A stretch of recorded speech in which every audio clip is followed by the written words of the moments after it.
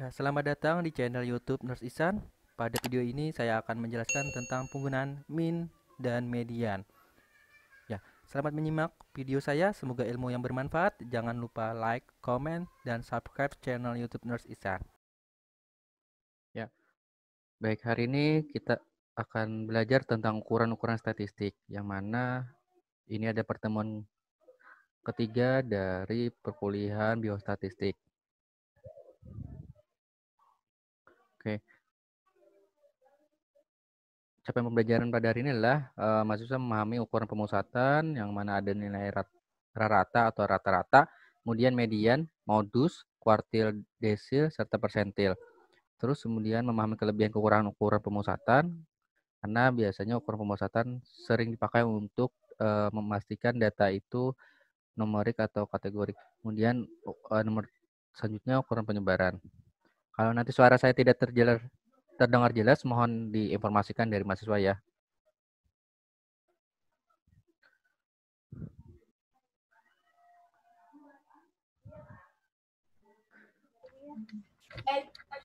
Baik, ini skemanya. Skema ukuran data, ada pemusatan data, letak data, ukuran penyebaran data. Pemusatan data terdiri dari min, median, modus, sedangkan ukuran letak juga ada median, ada kuartil, desil, persentil. Ukuran penyebaran data jangkauan antar kuartil, simpangan rata-rata, dan simpangan baku atau ragam. Nah, dari sini yang dibilang median itu maksudnya apa, Nanda?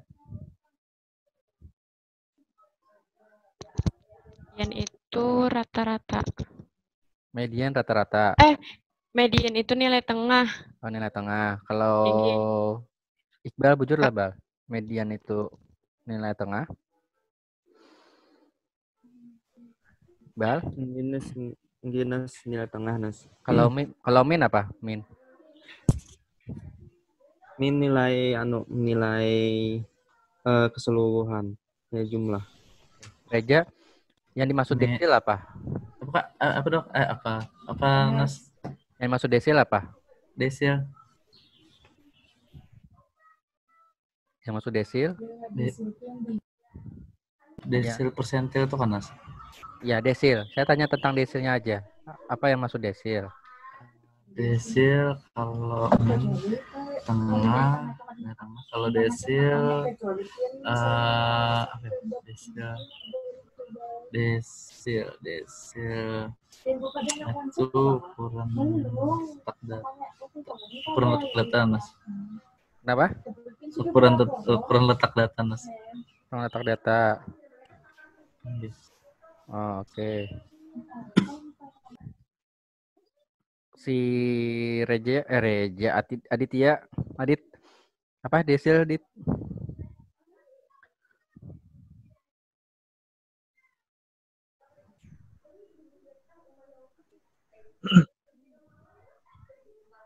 Desil adalah, Adit, silakan jawab.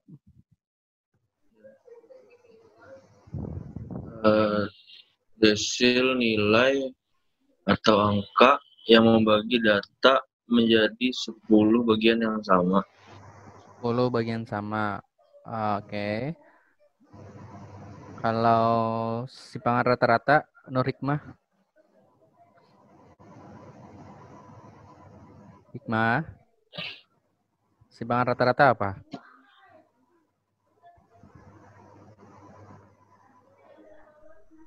Ya, mendengar ya. Apa tadi mas? Simpangan rata-rata artinya apa?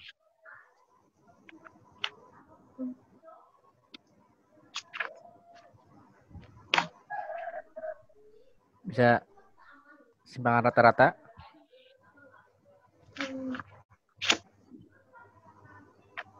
Ada dapat kuartil aja gitu ya. Kuartil. Kalau kuartil apa? Artinya kan harus Ya. membagi data menjadi 4 bagian sama banyak. Oke, kuartil pembagian. Terakhir si Gusti. Ya, saya tadi mau minta Gusti, tapi Gusti baru masuk lagi. Ya, kita lanjut aja. Ya, Gusti, terdengar suara saya di sana? Ini sholat bagusnya kemana ikutnya. Ya. Silakan. Silakan mau jelaskan tentang artian modus. Apa yang dimaksud dengan modus? Untuk Gusti. Gusti, silakan. Gusti Aspia, bisa dijawab apa penjelasan dari modus?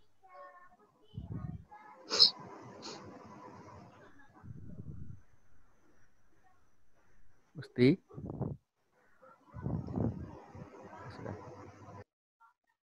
Oke, kita lanjut saja. Selanjutnya adalah ukuran pemusatan. Tadi sudah benar yang sampaikan teman kalian tentang bagian dari ukuran pemusatan. Yang mean adalah rata. Ini saya hanya mengulang, jadi sebenarnya kalian sudah bisa memahami. Nanti untuk pretest, kuis tidak menjawab soal, maksudnya tidak menjawab dengan perhitungan, tetapi menjawab soal konsepnya ya. Nah untuk penjelasan rata-rata hitung atau rata adalah jumlah semua nilai data dibagi banyaknya data. Ya, ini saya hanya mengingatkan lagi karena kalian juga sudah pernah menjalani tentang materi ini.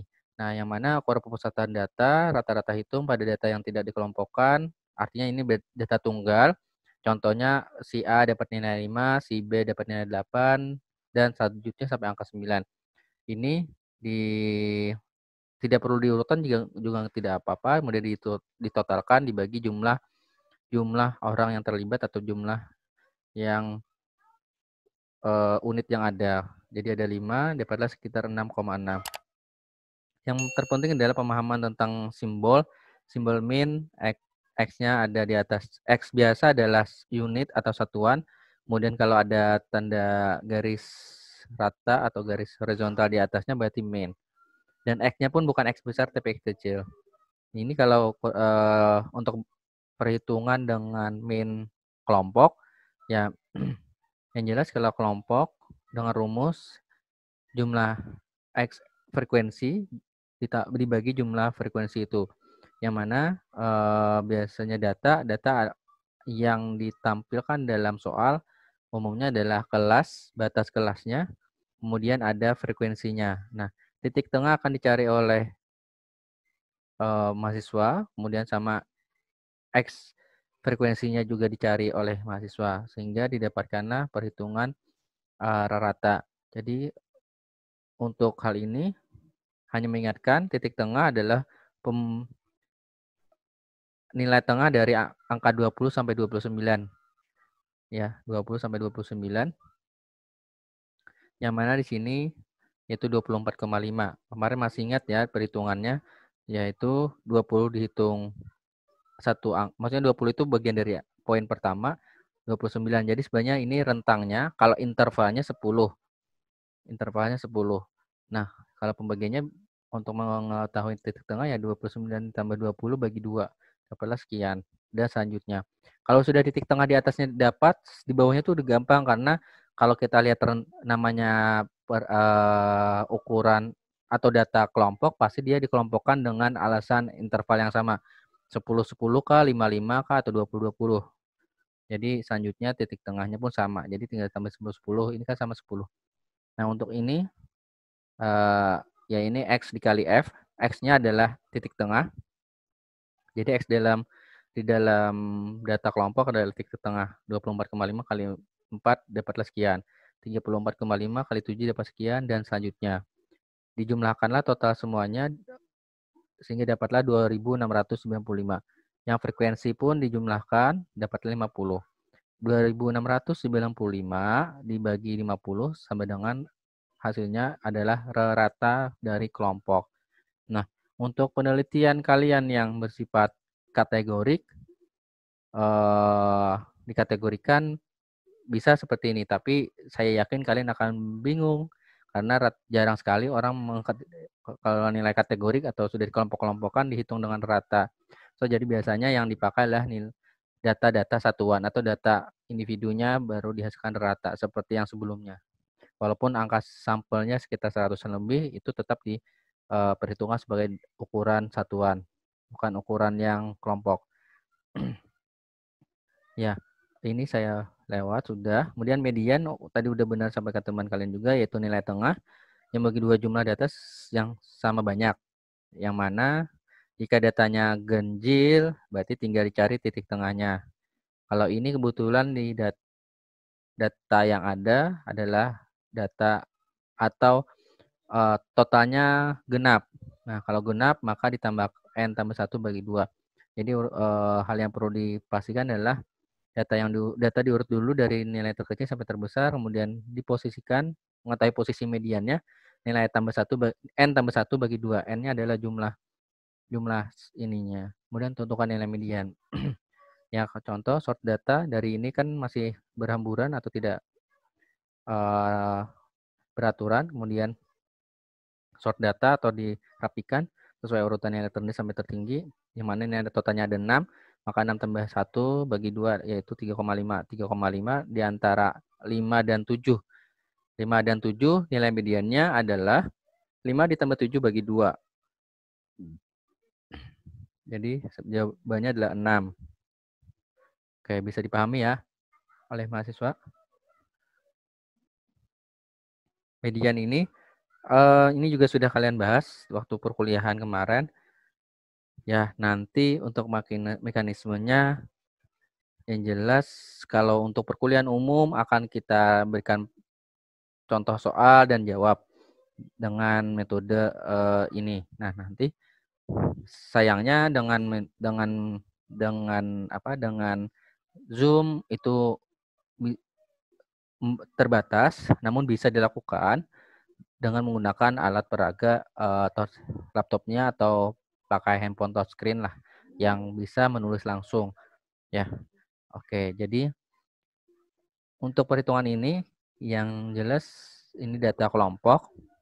Data kelompok kemarin kalau I-nya adalah interval, FM-nya frekuensi kumulatif sebelum kelas median. Jadi nanti kita lihat di tabel. Kemudian N tadi jumlahnya, F-nya frekuensinya, nanti juga di tabel semuanya, B-nya nilai batas tepi bawah kelas mediannya. Kita lihat ke belakang saja. Pada intinya soal itu akan muncul kelas, batas kelas, dan frekuensi. Nah, mahasiswa akan mencari titik tengah, frekuensi kumulatifnya, dan frekuensi dikali titik tengah atau ratanya. Nah, kemudian untuk ini contoh seperti ini sama dengan soal yang sebelumnya, berarti titik tengah 24,5. Nah, namanya frekuensi kumulatif kurang dari tepi batas bawah artinya dia 0. Kalau frekuensi kumulatif lebih dari tepi atas berarti 150. Ya, kalau ini soalnya atau rumusnya adalah frekuensi kumulatif kurang dari tepi batas bawah. Jadi makanya dari atas pasti akan 0 dan paling ujung pasti 50. 0 ditambah 4 sama dengan 4. 4 tambah 7 yang ini sama dengan 11. Kemudian 11 tambah 8 sama dengan 19 dan selanjutnya. Dapatlah 4 sampai 48. 48 tambah 2 sama dengan 50. Jadi ini harusnya sama. Jumlah frekuensi dengan frekuensi kumulatif akhirnya juga sama. Nah, dan di ujungnya adalah frekuensi kali titik tengah. Jadi sebenarnya nggak masalah kan ini mencari perhitungan frekuensi ratanya. Ya, kembali kepada perhitungan median. Median adalah tadi B, yaitu nilai titik tengahnya, nilai tepi batas bawahnya pada data kelompok ini.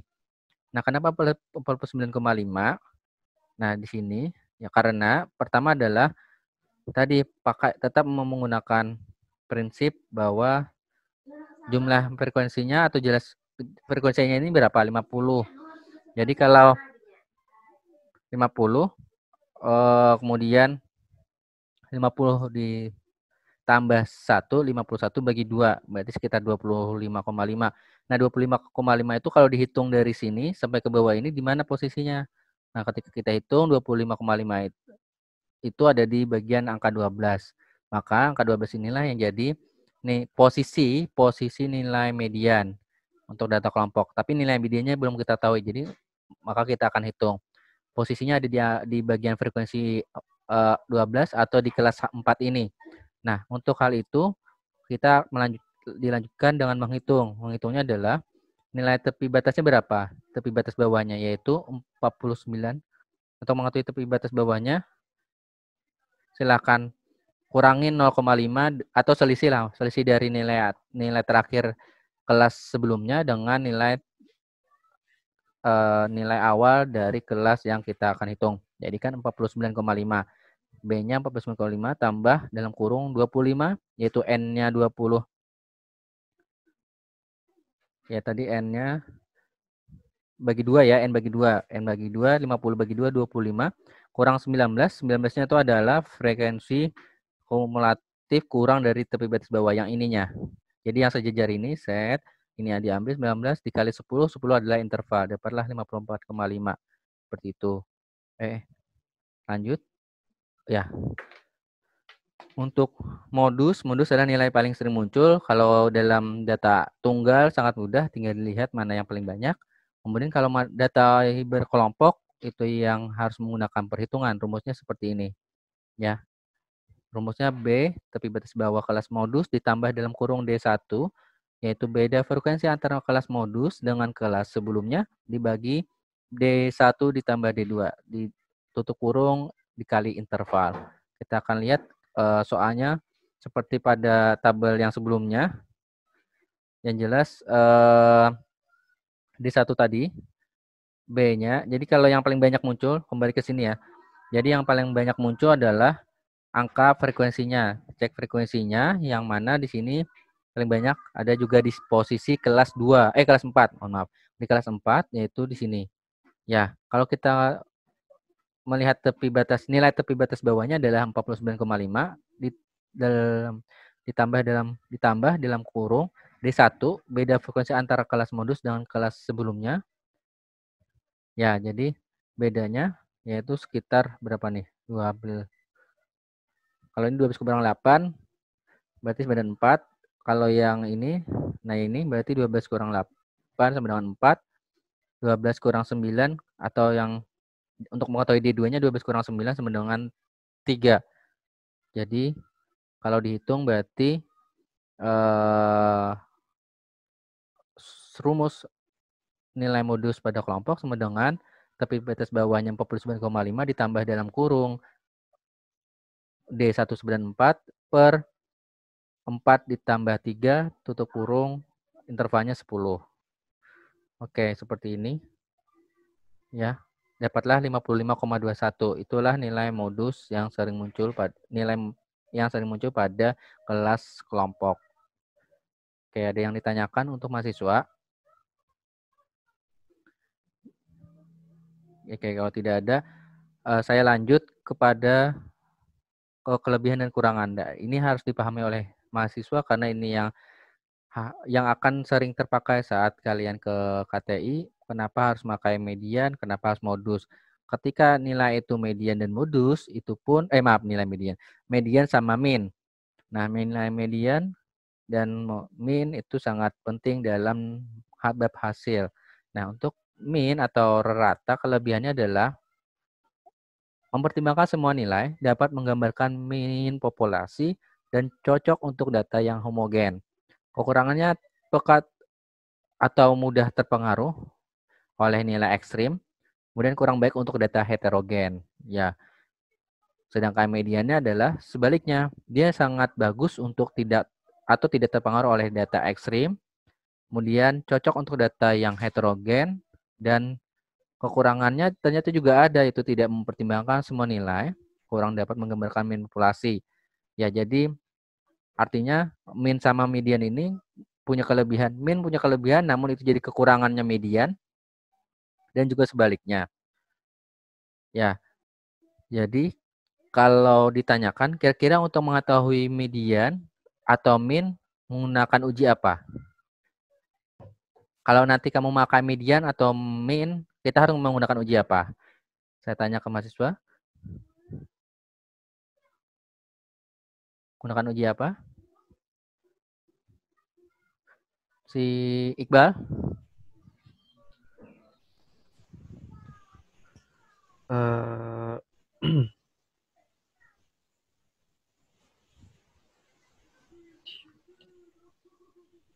Menggunakan uji apa? Ya, silakan Iqbal.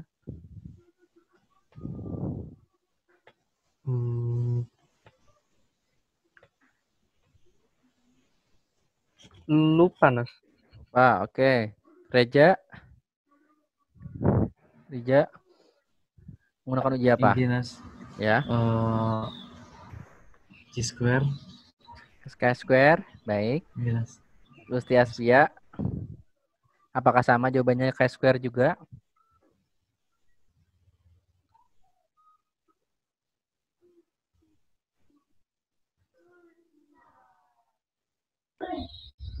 Atau yang lain, Aditya, Hikmah, mau jawab? Atau sama dengan Rija, jawabannya Square? Ya, Nanda tadi mau jawab, silakan Nanda. Kalau min median itu data yang ujinya deskriptif ya Lanars. Yang saya tanyakan adalah gimana kita mau pakai min atau median, itu kita sebelumnya pakai uji apa? Oh, saya pakai median karena ini loh. Oh, inilah itu didapatkan dari hasil uji. Titik. Pertanyaannya uji apakah itu? Uji T. Uji T. Oke, Gusti Asbia.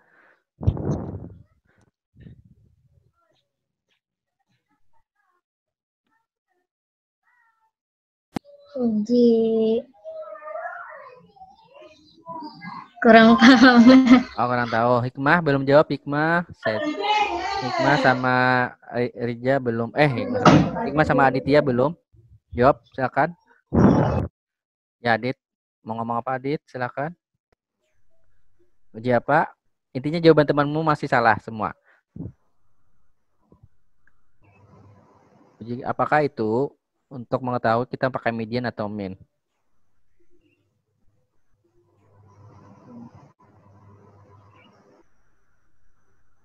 Lupa juga, Nas. Oke, terakhir Hikmah.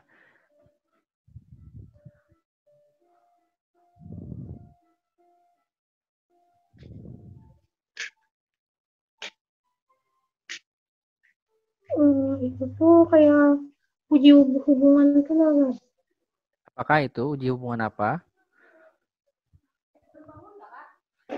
Kayak uji Superman. Oke, ternyata salah semua, nggak ada yang dapat 100. Oke, ya, jadi membedakan atau kita menggunakan median kapan atau menggunakan min adalah setelah dilakukan uji normalitas data. Jadi, dalam data deskriptif, ketika kalian memastikan definisi operasionalnya adalah numerik, maka kalian juga akhirnya harus memutuskan deskriptif yang mana yang kalian tampilkan, apakah median saja atau min saja dalam data deskriptif ya. Ini masih dalam konteks data deskriptif, bukan data hubungan. Jadi dalam data deskriptif, ketika kalian menggunakan numerik, setiap hasilnya harus dilakukan uji normalitas data. Uji normalitas data untuk menentukan bahwa dia data atau variabel tersebut normal atau tidak. Kalau tidak normal, seyoganya yang ditampilkan dalam data tersebut adalah median. Pertanyaan saya, kenapa dari data itu tidak normal? Penyebabnya. Ada yang bisa menjawab? Kenapa data tersebut bilang tidak normal? Ada yang bisa jawab?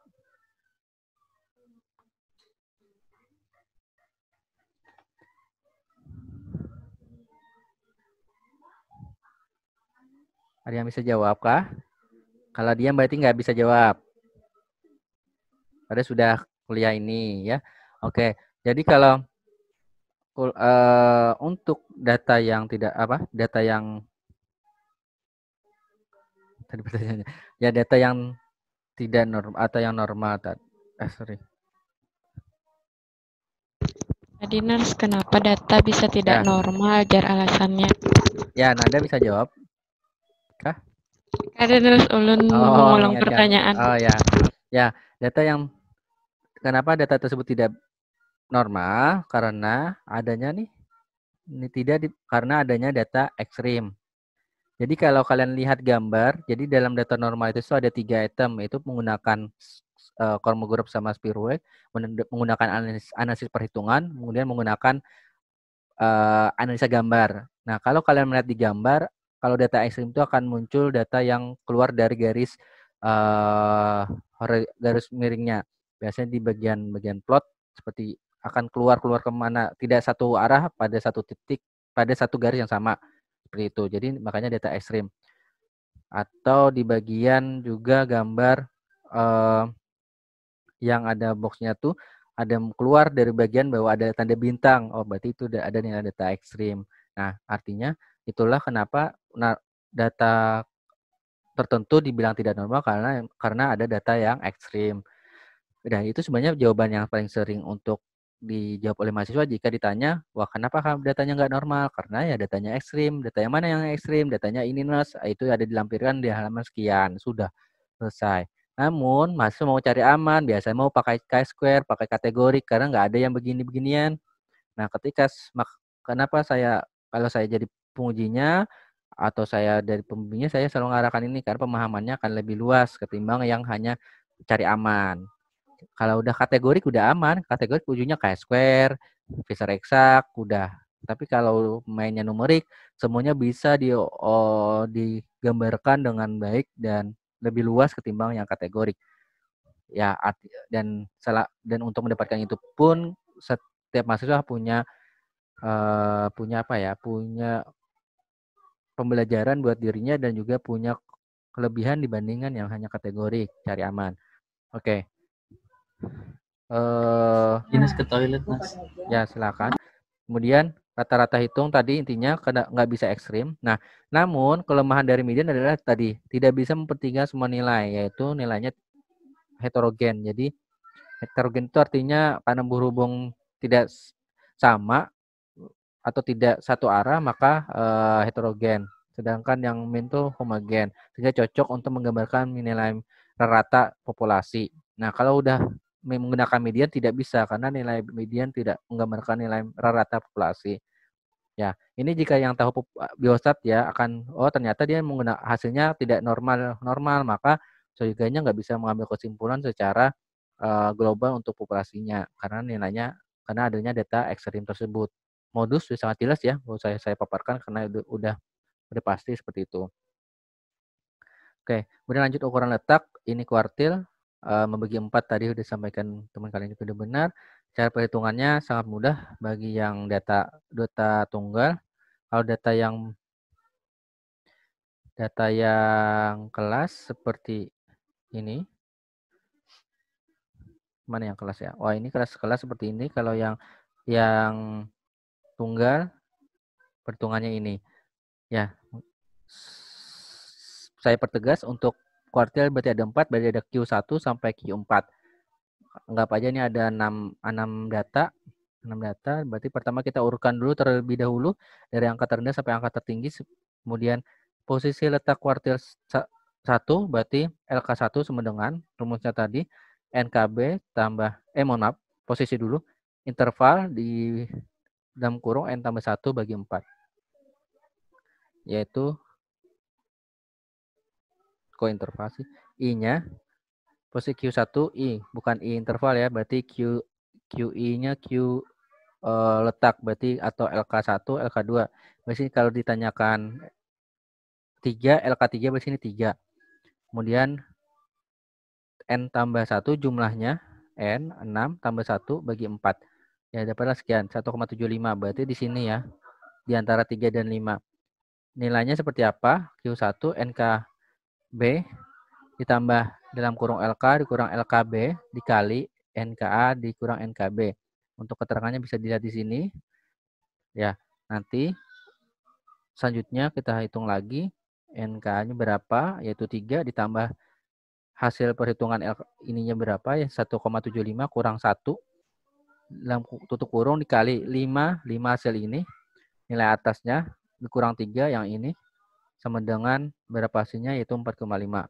Nah, ya kan berhubung ini perkuliahan online nanti perhitungannya bisa dilakukan mandiri ya. Kuartil ini kalau kelompok saya rasa lebih banyak lagi datanya. Ini contohnya, ini nggak ada, berarti contohnya kalau ini nanti bisa dipelajari lebih lanjut. Oh ya, ini sebenarnya lanjutannya dari tabel pertama, yaitu tabel yang sebelumnya yang udah dimulai dari mean, median, sampai ke modus. Oke, saya lanjut. Desil membagi data menjadi 10 bagian yang sama. Ya, jadi kalau yang tadi kuartil, kalau LK2-nya atau Q2-nya sama dengan median. Kalau desil, jika D5 berarti sama dengan median, karena dia berada di tengah-tengah. Nah, pada data yang tidak dikelompokkan ya sama perhitungannya, yang bagian posisi desilnya di mana, dalam kurung N tambah 1 bagi 10. Ini mengetahui posisinya dulu, selanjutnya dihitung lagi.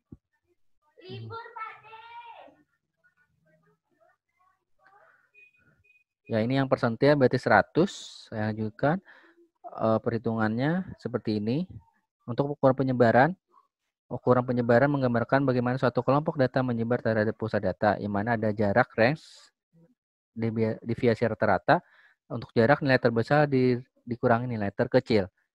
MD-nya seperti ini, nanti kita lihat.